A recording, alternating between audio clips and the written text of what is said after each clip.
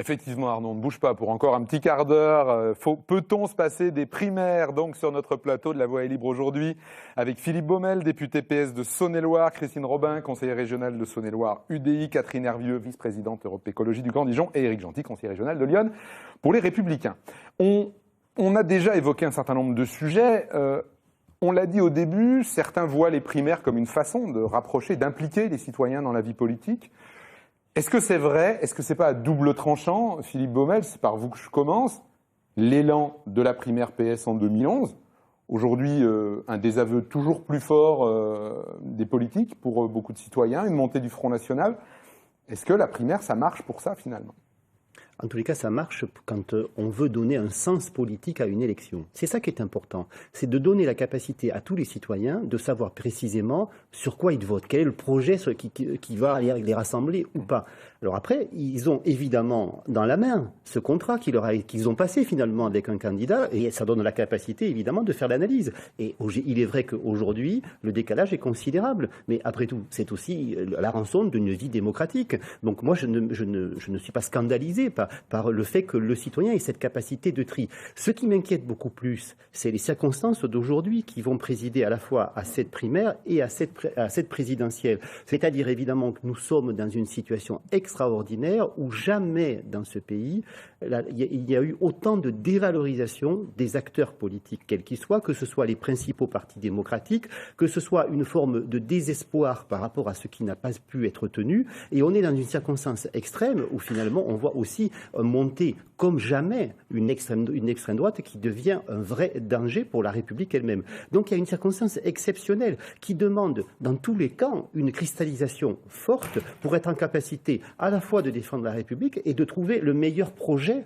pour ce pays aujourd'hui et qui est un peu dans l'expectative et qui cultive une forme de dépression qui est à mon avis en partie infondée mais qui est quand même très présente. Donc tout ça, ça fait qu'on a besoin à mon avis aujourd'hui des primaires. Elles sont un risque, comme toute vie politique et démocratique est un risque parce que c'est une forme de transparence. Mais il faut jouer cette partie-là, sans quoi malheureusement, encore une fois, s'il n'y a pas de primaire, il n'y aura pas de rassemblement sur des enjeux essentiels et il y aura la place au pire.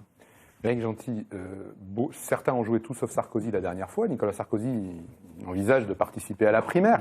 Est-ce que c'est une façon de renouveler la vie politique aussi, si vous vous retrouvez dans cette situation?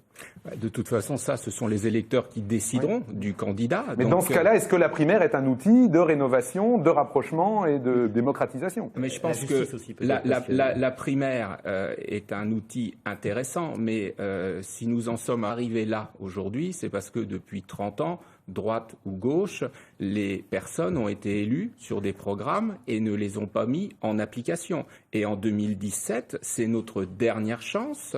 Et là, on a tous une responsabilité autour de la table. Il faudra que celui qui sera élu applique son programme, l'applique rapidement. Ça peut se faire par des ordonnances, puisqu'il aura eu la validation du peuple français. Il faudra que tout de suite, il mette en place son programme et qu'il mette en place toutes les mesures qu'il a annoncées. Ça passera par le Parlement, ça peut passer par ordonnance, parce qu'il y a toujours un petit moment de latence entre l'élection du président et la mise en place du nouveau Parlement. En tout cas, il faudra aller vite et il faudra vraiment faire ce que l'on aura dit pendant la campagne électorale. Parce que sinon, la prochaine fois, on aura encore moins de personnes qui voteront et plus personne ne croira en l'homme politique et en la politique. Catherine Hervieux, les primaires, c'est bien. Est-ce qu'il faut beaucoup plus? En gros, autrement dit, et vous allez toutes les deux nous répondre là-dessus, est-ce que les primaires, c'est suffisant s'il n'y a pas de la proportionnelle, si on ne passe pas à autre chose aujourd'hui? Alors, je vais répondre à ça, mais tout d'abord, je voulais aussi rappeler, je vais reprendre à mon compte ce que dit Danny Cohn-Bendit quand il parle de la présidentielle, que c'est quelque chose qui rend fou, entre guillemets, mais qui rend, qui suscite beaucoup de choses un peu irrationnelles sur le plan émotionnel et sur le fait que, du coup, au passage, on en oublie effectivement le projet et on en oublie de faire un bilan réel des actions précédentes. Donc la primaire, par rapport à ça, elle permet à la fois de tempérer cette approche de l'hyper-personnalisation, arriver à ce niveau-là de la vie politique à travers cette présidentielle, de remettre du contenu. Et par rapport à votre question sur la proportionnelle, enfin, le reste, est-ce qu'il ne faut pas casser beaucoup plus en fait. Bien évidemment. Une des raisons aussi pour lesquelles il y a de la déception et on s'interroge sur la conduite du projet et tout, une des raisons, c'est que la proportionnelle n'existe pas au niveau national, n'existe pas. Alors qu'elle existe au niveau régional, elle existe au niveau municipal, que je sache. Dans les mairies, dans les communes, ça suit sa vie politique et ça suit pas si mal que ça d'un point de vue démocratique. Au niveau des conseils régionaux, même si dans le cadre des grandes régions, il y a des choses nouvelles à se mettre en place, le scrutin proportionnel n'invalide pas une représentation démocratique. On l'a vu aux dernières élections et malheureusement pour l'écologie. Ça, de toute façon, on assume et tout. Donc effectivement, la primaire en soi, c'est pas l'alpha et l'oméga, il faut y mettre du contenu, du renouveau démocratique, et ça passe entre autres par la proportionnelle. Christine Robin, sans proportionnelle, vous êtes obligé aussi de négocier, par exemple, avec les Républicains pour exister, ça en fait partie. Et donc de vous poser la question ou pas d'aller dans leur primaire, tout ça est lié ? Oui, tout à fait. Mais je voudrais rebondir sur la question précédente où vous disiez est-ce que la primaire, ça rapproche les citoyens des politiques. Je crois qu'aujourd'hui, les problèmes, ils ne sont pas uniquement sous l'angle des institutions, ils sont aussi sur la personnalisation des politiques en général. On sait bien que le problème principal, c'est le renouvellement de la classe politique. C'est de cela que les citoyens saturent. Il y a une phase d'exemplarité aussi, à un moment donné, très clairement, il faut qu'on accepte de le reconnaître. Et je crois que le troisième point, c'est aussi que effectivement, il y a, d'une certaine façon, il faut dire ce qu'on fait et faire ce qu'on dit. Et qu'il y a aussi le respect des engagements pris. Et ça, le rôle du politique, c'est peut-être davantage de convaincre que de plaire. Et qu'à un moment donné, quand on s'engage à faire des choses et qu'on est élu sur ces engagements-là, il faut aller au bout, même si à un moment donné, ça risque de pas faire plaisir, que quelque part l'emballement médiatique est là pour expliquer que on va pas être réélu et que c'est pas forcément la course au mandat suivant. On a quand même un petit peu le sentiment que c'est ce qui prévaut aujourd'hui, qu'on s'occupe davantage de l'élection qui est devant, de l'élection d'après, comment on va la faire.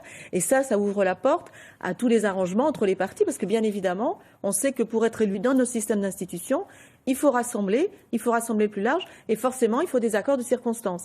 Donc je crois que c'est tout ça qui est en jeu. Au-delà même, peut-être que simplement les institutions qu'il faut faire évoluer, sûrement. Mais il n'y a pas que ça.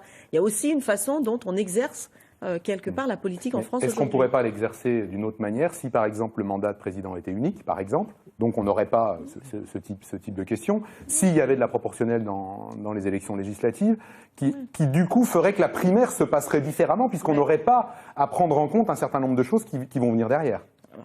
Moi, j'ai toujours dit qu'il y avait quelque chose, à mon avis, qui a biaisé un peu le système, c'est de toute façon le raccourcissement du mandat présidentiel. Parce que ça a juxtaposé à chaque fois le mandat des assemblées et le mandat et on arrive dans un régime qui n'était pas forcément celui qui avait été pensé dans le cadre de la 5e. Donc il y a ça aussi qu'il faut regarder. Donc c'est pas que les institutions, il y a aussi la façon dont on les a fait évoluer. Et à mon sens, c'est l'hyper-présidentialisation qui conduit aujourd'hui à faire qu'on est que dans la recherche de l'élection présidentielle. On n'a pas plutôt élu qu'on est déjà en train de se projeter dans la suivante. À un moment donné, je pense que les Français en ont ras-le-bol, ils ont raison d'avoir ras-le-bol de ça. Et c'est dommage que ça fasse le lit du FN. Philippe Baumel. Oui, l'hyperprésidentialisation, on la vit dans ce pays, on la vit notamment depuis les modifications constitutionnelles qui ont été votées sous Nicolas Sarkozy, et il faut sortir de ça le plus vite possible. Alors, on a un problème de report. La version du calendrier, c'est Lionel Jospin, législative après. Oui, mais sauf que les révisions constitutionnelles qui ont donné encore plus de pouvoir au président, c'est quand même sous Nicolas Sarkozy. Ce que je veux dire par là, c'est qu'il faut à la fois revoir le mode d'élection, tant du président de la République, très probablement, que aussi de l'Assemblée nationale. On a un vrai problème de proportionnel à l'Assemblée, puisqu'il y a à peu près 40% des choix des Français qui ne sont pas représentés aujourd'hui à l'Assemblée nationale. C'est inacceptable, parce que ça veut dire qu'elle ne représente pas la totalité des citoyens français. Donc il faut une véritable proportionnelle, à l'image d'ailleurs de ce qui se passe dans les autres pays européens. Et je ne vois pas pourquoi on s'exempterait, là encore, dans le paysage européen, d'une règle qui est partout appliquée. Et le chaos donc on nous rappelle à chaque fois, qui est, souvenez-vous, la 4e République. Mais enfin, il y a des recettes de proportionnel qui font que dans un système allemand ou dans un système anglais, eh bien, on arrive à vivre la réalité d'institutions fonctionnelles. Donc, je pense qu'il faut écarter ce mauvais débat. Et il faut avoir le souci de la représentation. Il faut se poser la question aussi de la durée du mandat présidentiel. Probablement que 5 ans, c'est une erreur. Il faut peut-être se poser la question de savoir s'il ne faut pas revenir au septennat. Et peut-être faut-il se poser aussi la question du renouvellement de ce mandat. Parce que si c'est 7 ans, peut-être qu'un seul mandat suffira à ce moment-là à celui qui aura exercé cette mission. Parce qu'il faut sortir aussi d'une vision du président de la République qui est probablement celle dont nous avons hérité depuis la Révolution française, qui est en fait d'en faire un pseudo-monarque. On n'a plus besoin aujourd'hui d'un pseudo-monarque. On a besoin pertinemment d'un équilibre réel des pouvoirs qui n'existe pas sous la Ve République, qui est une caricature finalement de République, puisqu'en fait l'essentiel des décisions se passe dans l'exécutif, et mieux que ça, au château, comme on dit, c'est-à-dire évidemment à l'Élysée. On voit bien que tous les arbitrages se passent toujours et encore davantage à chaque sujet qui passe. Regardez encore sur la loi travail, où se sont faits les vrais arbitrages entre Matignon et l'Élysée, mais sûrement pas pour l'instant, malheureusement. Nous le verrons, je l'espère, grâce au travail de quelques parlementaires. Nous verrons si ce débat véritablement se passe et ce choix se passe véritablement à l'Assemblée nationale. Je le souhaite vivement. Éric Gentil, vous faites partie d'une nouvelle génération. Est-ce que vous faites partie de cette génération? Est-ce qu'à droite, il y a une part de cette génération qui souhaite aussi faire évoluer les institutions, aller vers plus de proportionnel, vers des façons peut-être de concevoir la prise de décision différemment? Il nous reste 1 minute 30, donc on ne va pas faire le débat là-dessus maintenant. Mais on sent que quelque chose se passe aussi dans la société française aujourd'hui pour se demander s'il ne faut pas trouver des coalitions, des accords de gouvernement qui ne sont pas forcément les vieilles familles politiques. Alors, il est clair qu'il faut faire évoluer notre constitution, il faut faire évoluer les choses. 5 ans, je pense que c'est trop court parce que tout s'accélère et en fait sur 5 ans, on gouverne pendant combien de temps réellement? Peut-être pendant 3 ans, et le fait d'avoir des primaires, ça raccourcit encore le temps. Donc il faut peut-être revenir à 7 ans. 1 mandat ou 2 mandats, pourquoi pas? Un mandat, le problème, c'est qu'on va savoir que le président n'est là que pour 5 ans ou que pour 7 ans, et tout de suite, ça va être la course pour le mandat suivant.